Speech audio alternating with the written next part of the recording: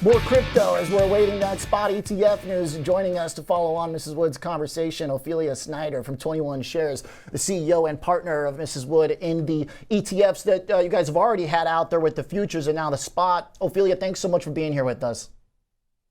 Thanks so much for having me. Okay, so I think what makes sense here is to kind of talk about the structure of this fund and talk to me like golden retriever here. How does it work? What are kind of the mechanics of the spot ETF versus what's been out there already? So what's been out there in the US market has primarily been futures funds. So you're replicating that exposure using futures. This is a true spot product. And I know there's been some discussion around that regarding, are you really holding Bitcoin? Yes, we are really holding Bitcoin. It's 100% physically backed. We hold that Bitcoin in cold storage, so very sort of advanced level security procedures around these crypto assets. And that's Coinbase? And yes, but actually, so every issuer is going to have a slightly different approach to how they implement that. Coinbase acting as the service provider, but essentially, we're bringing 5 years of operational expertise out of the European market, running spot products just like these ones, and custodying and securing with the help of third-party custodians north of $2 billion in crypto assets for now 5 years. So that's a very important component here is, yes, we are actually bringing on spot Bitcoin. It is going to be physically backed.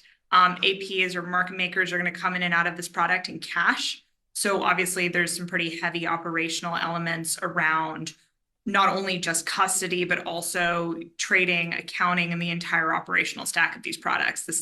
They are a little bit different in that respect than other ETFs. So you do really need that operational know-how to navigate this market. Side note, as we've got up the futures ETFs, smart thinking ahead of time to save the ARC-B for the actual spot for Bitcoin. When you say operational efforts, can you give us some more details? I'm curious to hear about the mechanics. Are we talking hallways full of USB sticks and stuff? Or how does it work? I'm not a big crypto guy, and if you're going to sell the spot ETF, you're going to have to sell people like me. Yes. It's not hallways full of USB drives. The way this works is you typically take that private key, which is the essentially identifier that gives you access to a wallet, and you split it into multiple pieces, and then you store that information in geographically distributed vaults. And so the idea is you need to bring on multiple pieces of this password at the same time in order to unlock a wallet, in order to create any sort of transaction from that wallet. And we obviously do that through a third party. The reason for that being, if we're not here tomorrow, someone can go in and actually still recoup those assets, and it's kept at arm's length from us as the sponsor and issuer. And that's really critical from a safety and security perspective.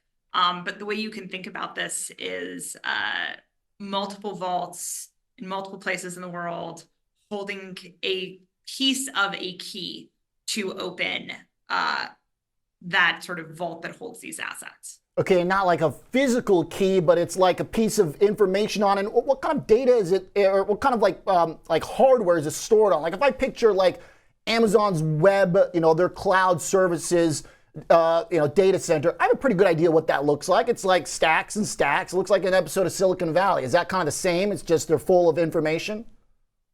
So it's actually a little bit different, because one of the key features, when people say cold storage, they sort of toss that out casually. What that actually means is that data has never existed on the internet.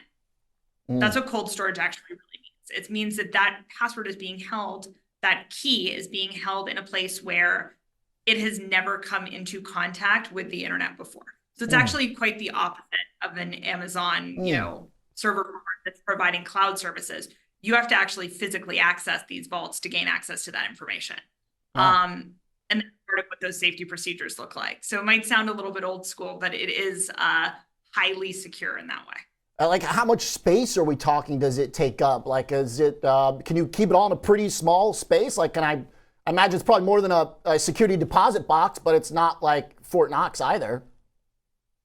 Well, so you store them in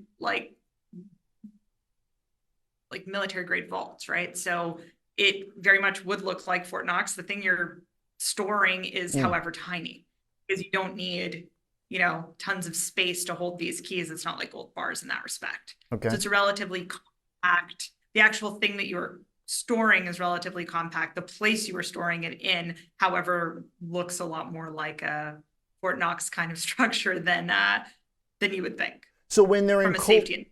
Okay, that makes sense. So and forgive my ignorance for some of this. So when it's in cold storage, it's not accessible or at risk of somebody like hacking in or something? Or like, what if there's an exchange hack at like Coinbase? Would that then put the stuff that's in the vault at risk, or is that 100% secure? 100% segregated. It's unrelated. So for example, if you are using an exchange product as a retail investor or as a advisor, that's not the same product. This isn't Coinbase Exchange, it's Coinbase Custody. It's segregated wallets. It's separated from the exchange. You're not using an omnibus structure. Those assets aren't mixed with anyone other than the assets held in this specific product. It's not really related to any sort of compromises you could expect to see at an exchange level, and access is very highly regulated. One of the things within the firms themselves, right? So that access is highly compartmentalized. One of the things that I think is worth highlighting here is that actually you're not just dealing with the custodial element, right? So there's also a lot of other technology that's been built around this to help enhance that safety and security. Okay, so and again, from what I think Coinbase is pretty safe, but so far it's been standing while many others have fallen. But even if like an FTX thing happened at Coinbase, this is not mixed in. This is just a service they provide for the crypto community. That's the distinction. Correct. It's much more similar to hiring a traditional custodian than it is to doing business with an exchange that could provide potentially multiple services in one. Got it. Well, that's basically its biggest similarity to gold, right? I mean, that whole process is basically, that's gold. It sounds like that's pretty much locked away in vaults. It's very, very similar. Very, very similar. Yeah. There's a reason, people consider Bitcoin to be similar to digital gold. There's also, quite frankly, a reason why we started 21Shares in Switzerland. The reason we did that is at the time, their experience with gold products and their sort of inherent geopolitical neutrality was really well aligned to these products. That's how we ended up in Switzerland in the first place. Now we're coming to the US market. However, that very much comes from a place of that there is a real history here and quite a lot of overlap between these products. Makes sense. How they're built. Sure. Love the details. Very cool. All right, going down into the rabbit hole. Ophelia, thanks a lot for the details. Very informative conversation. Appreciate you being here. Anytime. Absolutely. Ophelia Snyder, CEO at 21Shares.